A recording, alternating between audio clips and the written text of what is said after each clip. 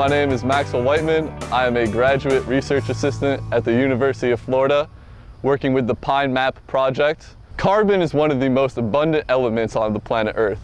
It is essential for all living organisms and is really considered the building block of life. The carbon cycle includes many different pools and many different fluxes.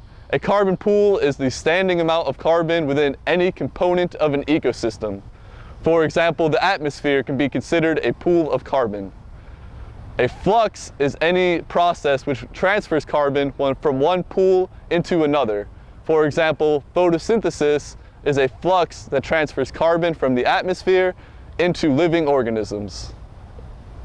So in this diagram, we can see a representation of the carbon cycle. Starting with the atmosphere, we can see that this pool of carbon contains 730 gigatons of carbon.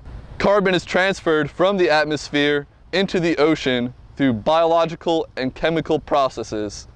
These processes include photosynthesis by marine organisms in the surface layers of the ocean and diffusion into the surface waters of the ocean. Of this 93 gigatons of carbon moving into the ocean, approximately 3 gigatons of carbon are deposited into the deep oceans through the process of sedimentation. 90 gigatons of carbon is released back to the atmosphere through biological and chemical processes from the ocean, and this mainly includes the respiration of marine life. The ocean contains 38,000 gigatons of carbon, making it a very large pool of carbon. Moving into the terrestrial ecosystem, 100 gigatons of carbon enters the land biota and soils through photosynthesis. Another 100 gigatons of carbon is released back to the atmosphere through respiration and decomposition. So in the terrestrial ecosystems, 100 gigatons of carbon is entering the pool through photosynthesis, and another 100 gigatons of carbon is being released back to the atmosphere through respiration.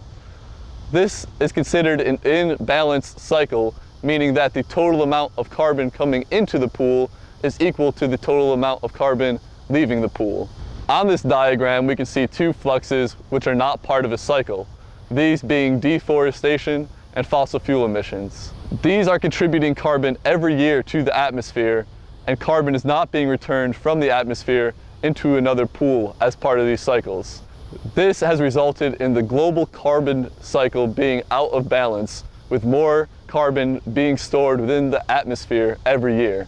These elevated levels of carbon dioxide within the atmosphere will have profound impacts on our planet's climate.